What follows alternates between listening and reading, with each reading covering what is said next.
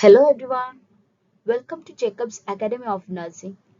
I'm so happy to have you here with me today. Anyway, this channel is created especially for nursing students and also anyone those who are interested in learning health science in a simple and fun way. Here you will find easy explanations, notes and guidance to help you score better and understand nursing concept clearly. Today we are starting a very first tutorial class and the topic is Human Anatomy Basics. We will learn the foundational level of structural organization in the human body and why they are important in nursing practice. So make sure to stay with me till the end and don't forget to like, share and subscribe to Jacob's Academy of Nursing and to support the channel and join our learning family. Alright, let's begin our lesson on human anatomy basics. So these are the contents today we are going to discuss in our class. Introduction to anatomy, level of structural organization, anatomical position and directional term, body planes, body cavities, major organ systems, female reproductive system and male reproductive system.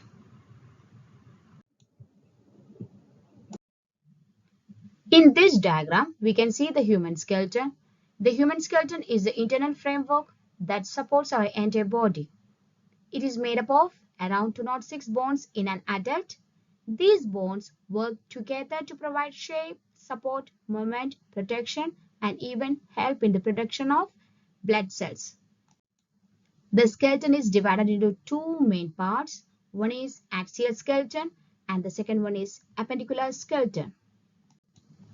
Babies are born with around 270 bones, which fuse to become 206 in adults. The smallest bone is the stapes in the ear. The longest bone is the femur. Understanding this foundation is very essential for all the nursing students. In this first diagram, we can see body cavities. Mainly divided into two. One is dorsal body cavity, second one is ventral body cavity.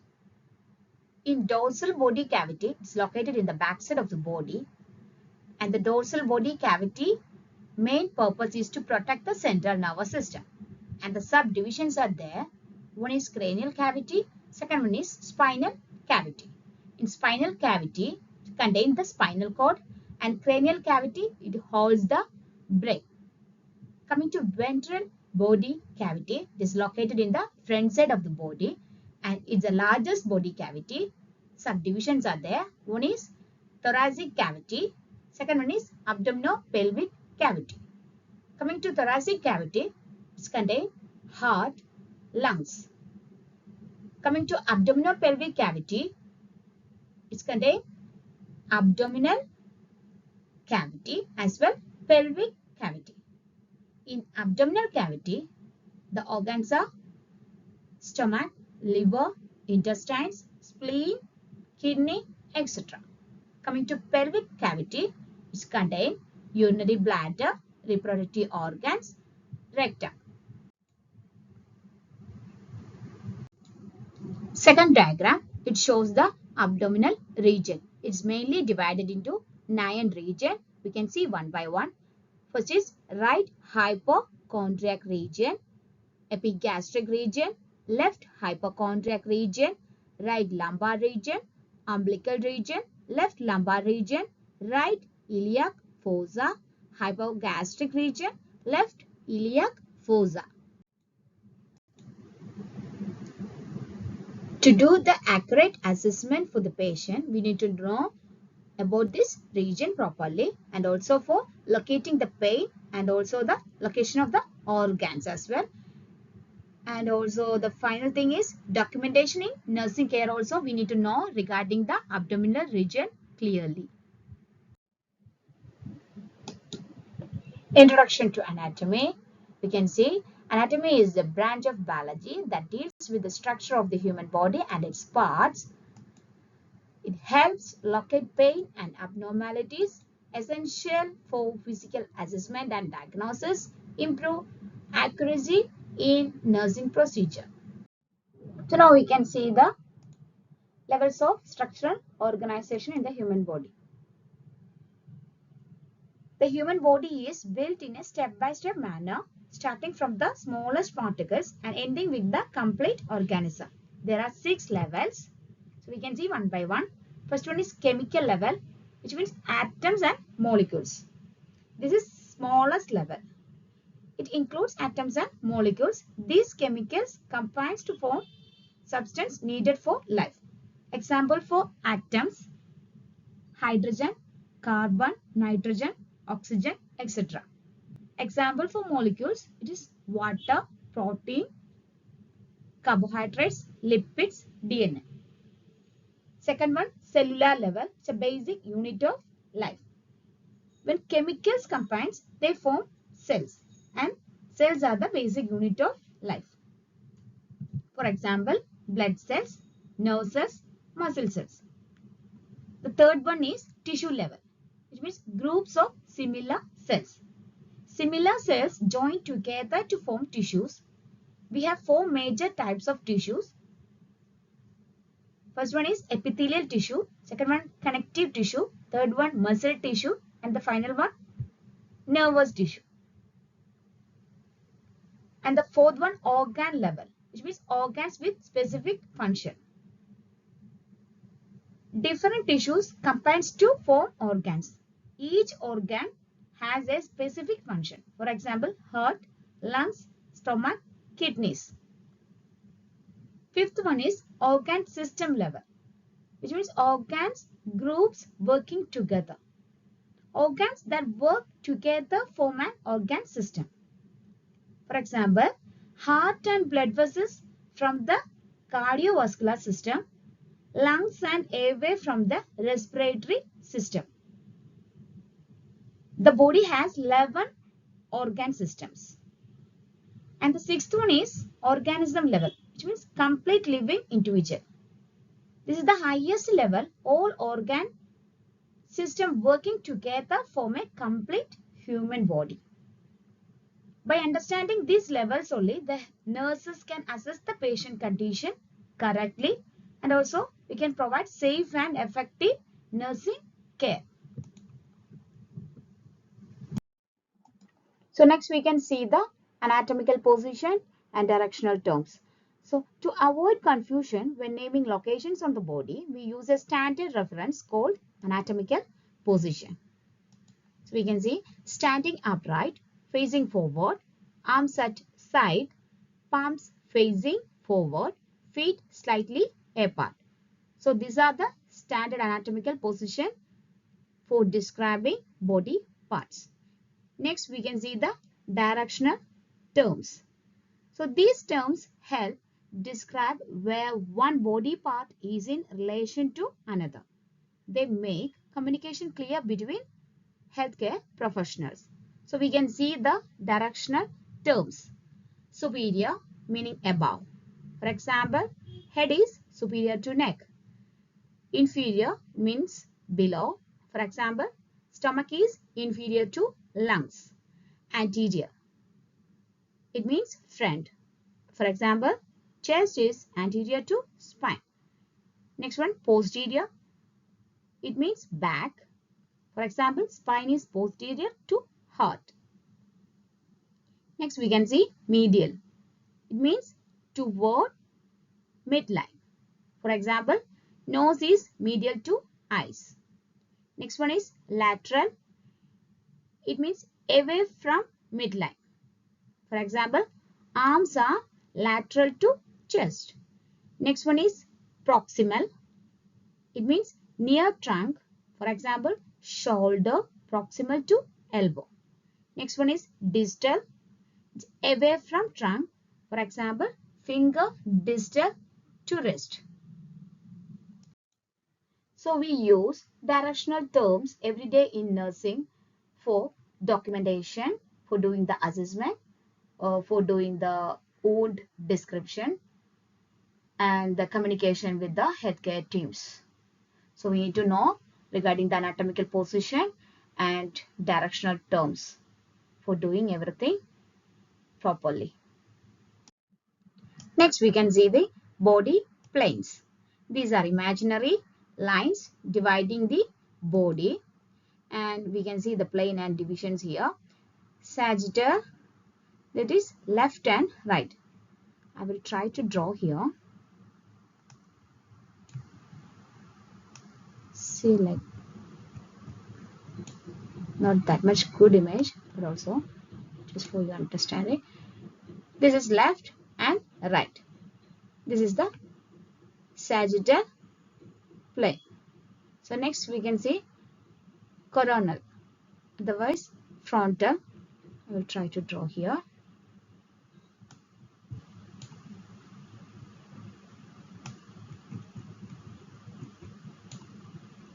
This is front or back, that is coronal. And next we can see transverse. It means you can see the image like this. Here, like this. This means upper and lower. Upper and lower. So I think you can understand by using this image. Not that much good image, but also try to understand. Next, yeah. So it's very useful in CT MRI imaging. Simple line diagram to copy like this one for your reference, okay? This is very important in medical documentation also. Next, we can see the body cavities that already we explained. But also we can see once again, main cavities are dorsal and ventral. In dorsal is cranial, vertebral. Major organs are brain, spinal cord. Then ventral, thoracic, abdominal and pelvic. Major organs, heart, lung, stomach and bladder. Then it protects the organs and allow movements. So next we can see the organ system. So what is an organ system? Organ systems are groups of organs working together to perform specific functions that keep us alive and healthy.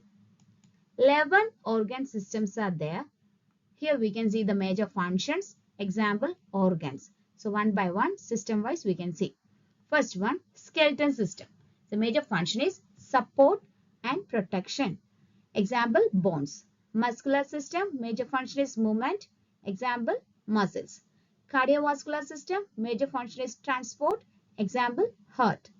Respiratory system, major function is gas exchange. Example, lungs. Digestive system, major function is nutrient absorption. Example, stomach. Nervous system, major function is control and coordination. Example, brain. Endocrine system, major function is hormone regulation. Example, glands. Urinary system, major function is waste removal. Example, kidneys. Reproductive system, major function is reproduction. Example, testes, ovaries. And two more systems are there. I didn't mention here. Anyway, I will explain. One is integumentary system and the other one is lymphatic immune system. In integumentary system, major function is to protect body, controls temperature. Example, skin, hair, nails. In lymphatic, otherwise immune system, the major function is immunity and fluid balance. Example, lymph node, spleen and thymus. So in nurses assess each system during patient care. So coming to next one, female reproductive system. So in this one, it's divided into two, external and internal genitalia. So external genitalia, we can see vulva is external female genital area. Labia majora, it is outer folds of skin. Labia minora, it is inner folds of skin. Clitoris is a sensitive organ. Vestibule is an area surrounding vaginal opening. Hymen is a thin layer of mucous membrane which partially covers the vagina. Greater vestibular gland, otherwise Bartholin's gland. Coming to internal genitalia, we can see vagina. Vagina means muscular tube connecting cervix to vulva. Cervix, it means lower part of uterus. Uterus, it means hollow muscular organ. Endometrium, it means lining of uterus. Myometrium, muscle layer of uterus. Fallopian tube, otherwise oviducts. It is connect ovaries to uterus. Ovaries, it produce eggs and hormones, other structures. Perineum is an area between vagina and anus. Monos pubis is a fatty area over pubic bone functions. Produce egg, otherwise ova. It support fetal development. Produce hormones such as estrogen and progesterone. Here you can see the diagram. Here it's mentioned fallopian tubes, ovaries, uterus, cervix, vagina, vulva. You can see here for your reference. Now we can see male reproductive system. So first one is external genitalia. Penis is a cylindrical external organ. Root attached to the pubic bone. Shaft, the main body of the penis. Glans penis, the cone-shaped end of the penis. Prepuce, it's otherwise called foreskin. It's a fold of skin that covers the glans penis. Next, coming to scrotum, it's a sac of skin and muscle that contains the testes. Dartos muscle, it's a layer of smooth muscles that contracts and relax to regulate testicular temperature. Cremaster muscle, it's a layer of skeletal muscle that helps regulate testicular temperature. Coming to internal genitalia, first one is testes. It's a oval-shaped organs that produce sperm and testosterone.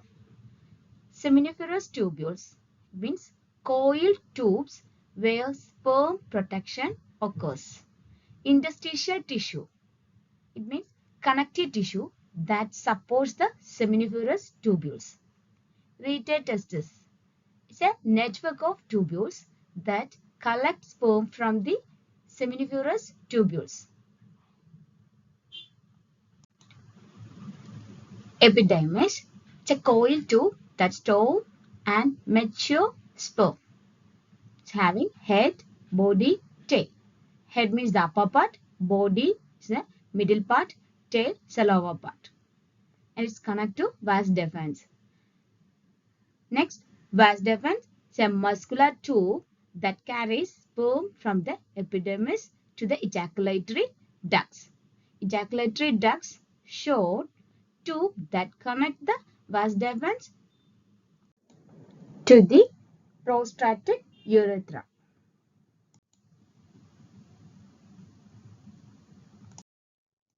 Prostate gland is a walnut-sized gland that produces seminal fluid.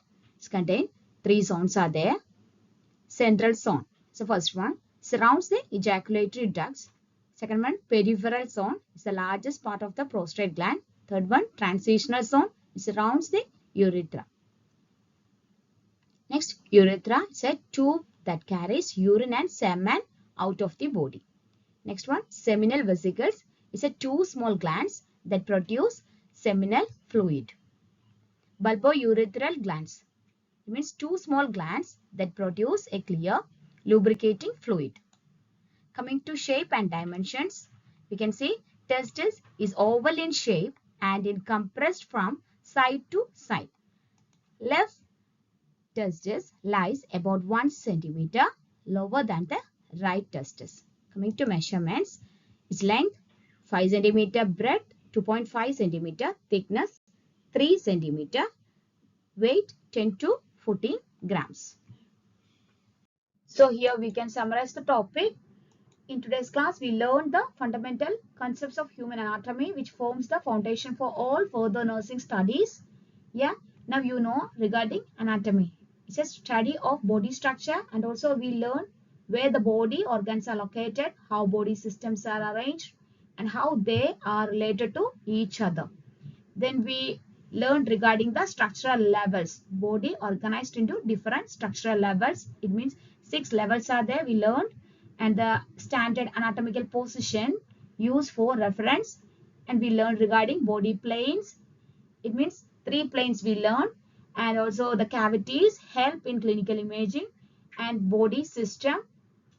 Yeah, coming to body system, is 11 organ systems are there. All system working together as one unit to maintain the body healthy. Yeah. So human anatomy is not just about memorizing a body parts. It's help nurses understand the patient body functions as well as assess condition accurately and provide safe and effective nursing care. Before we end today's class, let's quick test our understanding with some questions here. Yeah, you can do the Viva questions answer in comment box. Then I will check and reply to you. Thank you so much for watching today's class. I appreciate your time and interest in learning with me. If you enjoyed the class and found it useful, please don't forget to like, share and subscribe to support the channel. And also, if you have any doubts or suggestions, feel free to comment below. I will be happy to help you. Once again, thank you for joining today's class. See you in the next video. Bye.